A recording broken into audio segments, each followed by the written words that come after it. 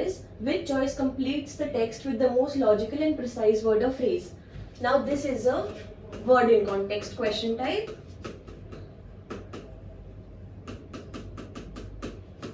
Now we'll go to the question. It is by no means dash to recognize the influence of Dutch painter Bost on Ali's paintings. Indeed, Banitzer himself cites Bost as an inspiration. Since here we have the dash, we don't need to look at this information really. We can only make out the answer from it till inspiration. Now it is written, it is by no means dash to recognize the influence of Dutch painter Bost. So whatever word that will come here has to be negative so that the entire statement is positive. Let's look at the options. First option is substantial. This is a positive word, so it is eliminated. Second is satisfying. Again positive word, eliminated. Third is unimportant. Now this is a negative word, and if we fit it in the dash, it is by no means unimportant to recognize the influence of Dutch painter Bost on Ali's paintings.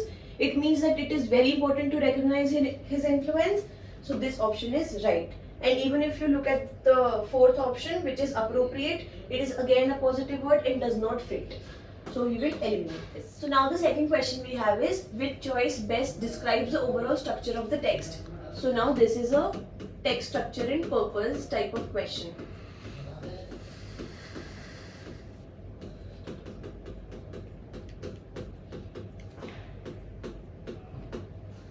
Okay, now let's go and look at the text. The text says the following text is from the 1923 poem Black Finger by Angelina Weld Grimke, a black American writer. A cypress is a type of evergreen tree. So now we know that the text we are looking at is Black Finger, which is a poem by Grimke, a black American writer, and we are given the information that a cypress is a type of evergreen tree, meaning the poem will be about nature. Now let's look at the poem. I have just seen a most beautiful thing, slim and still, against a gold sky. A straight black cypress, sensitive, exquisite, a black finger pointing upwards. Why, beautiful still finger, are you black, and why are you pointing upwards? So the poet is saying that she has seen a very beautiful thing. She has described that very beautiful thing. It is sensitive, exquisite, and it looks like a black finger pointing upwards. And then she is questioning, why, beautiful still finger, are you black, and why are you pointing upwards? Now this is the information that we have to look for in the options, because the question is the text choice which best describes the overall structure of the text. The first option, the speaker assesses a natural phenomenon and then questions the accuracy of her assessment. There is absolutely no question about the accuracy of her assessment, so this choice is eliminated. Option B, the speaker describes a distinctive sight in nature, then ponders what meaning to attribute to that sight. Now, in this option, the poet is describing a distinctive sight in nature, which is the cypress. I've just seen a most beautiful thing, and then ponders what meaning to attribute to that sight. And here we have, why, beautiful still finger, are you black, and why are you pointing upwards? So option B is correct. Even if we go and look at the option C and D, C states the speaker presents an outdoor scene and considers a human behavior. Now there's no talk about human behavior, so this option is eliminated. Option D, the speaker examines her surroundings and speculates about the influence on her emotional state. There is nothing which is mentioned about the emotional state of poet, so this option is also eliminated and B is the right option. Okay, so for this question we are given text 1 and text 2, so now we easily know that this is a cross-text connection type question.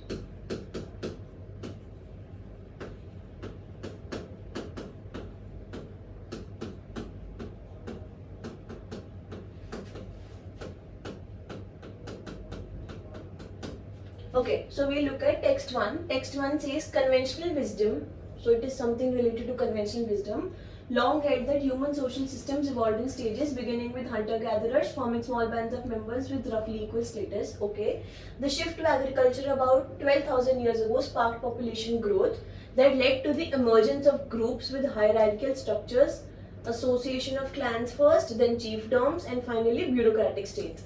So in text 1 we are given that there is a conventional wisdom which holds that the emergence of groups has been happening with the hierarchical structures, and they have also given us the structures. Now we'll go to text 2. Text 2 is about anthropologist David Graeber and archaeologist David Wengrow, who maintain that humans have always been socially flexible. Alright. Alternatively, forming systems based on hierarchy and collective ones with decentralized leadership. So this is what they alternatively do. The authors point to evidence that as far back as 50,000 years ago, some hunter-gatherers adjusted their social structures seasonally, at times dispersing in small groups, but also assembling into communities that include esteemed individuals. So text 1 is about conventional wisdom, and they are stating that there has been an emergence of groups with hierarchical structures. And text 2 says the opposite. It says that humans have always been socially flexible, and how hunter-gatherers have adjusted their social structures seasonally, at times dispersing in small groups but also assembling into communities. Alright, now what does the question say? Our question states, based on the text, how would Graeber and Wengrow, authors of the text 2, most likely respond to the conventional wisdom presented in text 1? Okay, so now we look at the options. Option A, by conceding the importance of hierarchical systems but asserting the greater significance of decentralized collective societies. No, Graeber and Wengrow would not concede the importance of hierarchical systems because they are clearly opposing that. So option A is eliminated. Option B, by disputing the idea that developments in social structures have followed a linear progression through distinct stages.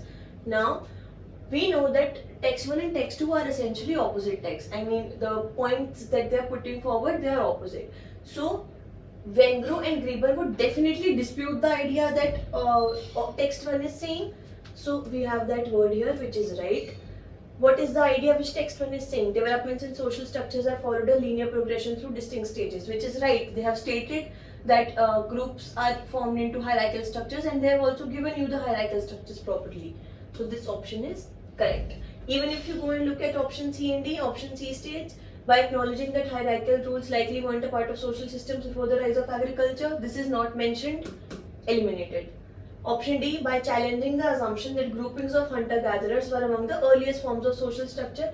Again, this assumption has not been mentioned in either of the texts, so we will eliminate this, and option B is the right option. Okay, so now this question states, which finding, if true, would most directly support Gomez, Baumann and her team's hypotheses? So now we have to look for a hypothesis and the choice that supports it. So this is a command and evidence textual question.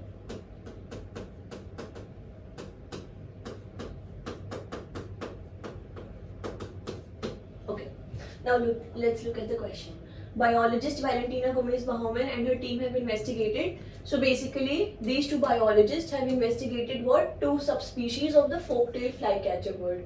Okay, and they live in the same region of Colombia.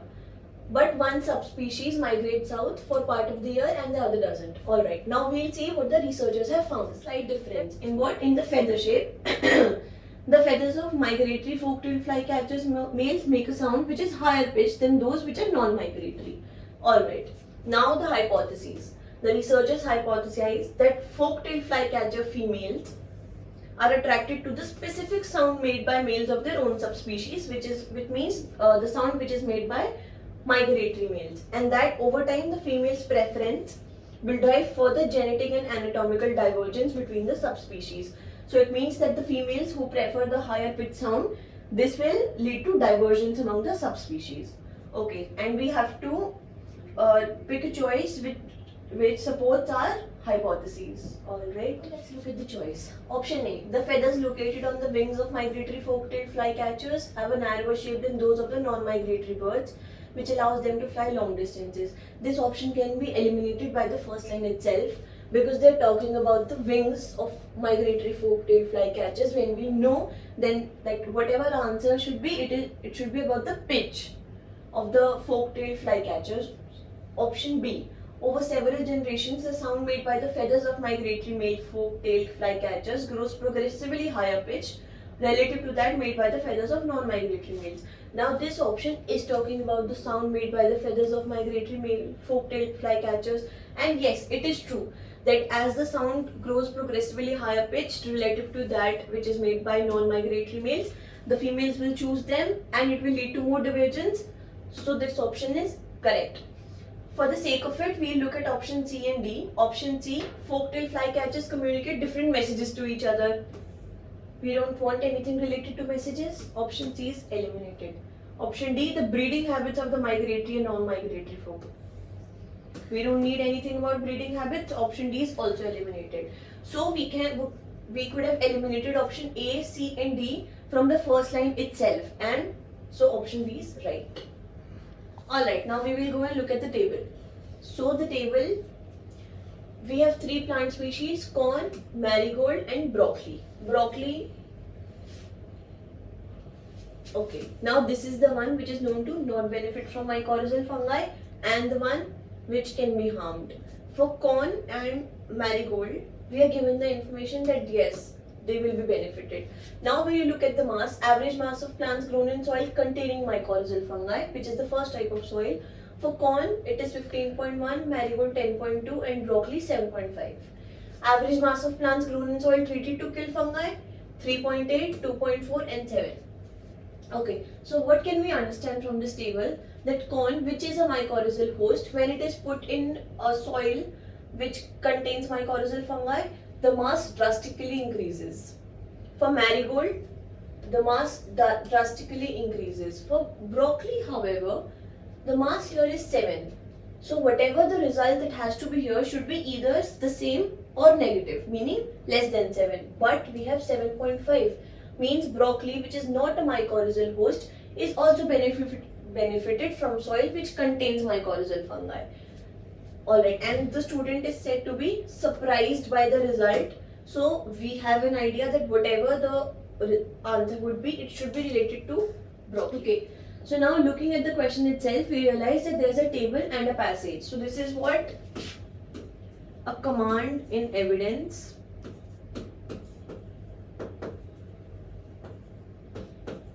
Quantitative question. Okay, so we know that for this question or these question types, we have to read the passage first and then go to the visual diagram to understand the context. Now we'll go and look at the passage. Mycorrhizal fungi in soil benefits many plants, substantially increasing the mass of some. So we know that there's a particular fungi which benefits many plants and it increases the mass of some. Alright. A student conducted an experiment to illustrate this effect. What is the effect? That this particular fungi is benefiting many plants and is also substantially increasing their mass. Alright. A student conducted this experiment to illustrate an effect. The student chose 3 plant species for the experiment, including 2 that are mycorrhizal host species known to benefit from mycorrhizal fungi, and 1 non-mycorrhizal species, a species that doesn't benefit from and may even be harmed by mycorrhizal fungi. Okay, we look at this. So this particular student has taken 3 plants. These 2 are those which are to be benefited from the fungi, and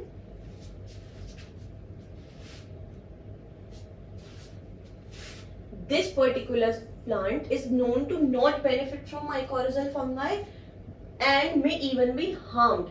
So not only mycorrhizal fungi will have no effect on this, but it can also harm. Okay. The student then grew several plants from each species, both in soil containing mycorrhizal fungi and in soil that had been treated to mycorrhizal and other fungi. And we also know that now there will be 2 kinds of soil. One in which there will be mycorrhizal fungi and the other in which the soil has been treated to kill mycorrhizal fungi as well as other fungi. After several weeks, the student measured the plant's average mass and was surprised to discover that. Now our keyword here is surprised.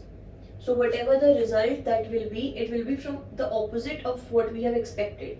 What we have expected, that the mass of these 2 will be increased because these are known to benefit from mycorrhizal fungi, and for this there can be a harm or there will be no effect because this is known to not be benefit from the fungi. Which choice most effectively uses data from the table to complete the statement? Option A, broccoli grown in soil containing mycorrhizal fungi had a slightly higher average mass than broccoli grown in soil that had been treated to kill fungi. This statement is true and also a surprise because broccoli, what we had expected was that since it is not a mycorrhizal host, it will not be benefited and there can be a harm. But it is also benefited. So option A, up till now we know that it's right, but we will still go and look at option B, C and D. Corn grown in soil containing mycorrhizal fungi had a higher average mass than broccoli grown in soil containing mycorrhizal fungi. Now why will we compare 2 different plant species? when we only want the result from one particular. So whatever the result has to be, it has to be from corn with or without mycorrhizal fungi and marigold or broccoli, because there is no need for comparison of two different plants. So option B is eliminated. Option C, marigolds grown in soil containing mycorrhizal fungi had a much higher average mass than marigolds grown in soil that had been treated to kill fungi. This information is right according to the table, and this can be a trap choice, you might select it, but this particular statement would have been right if the student wasn't surprised to see the result. This is what we had expected, but the results were something that were beyond our expectations. So this option is eliminated. Option D, corn had the highest average mass of all three species grown in soil, while marigolds are the lowest. Now again, no need to compare two different plant species. So this option is also eliminated, and the right answer is A.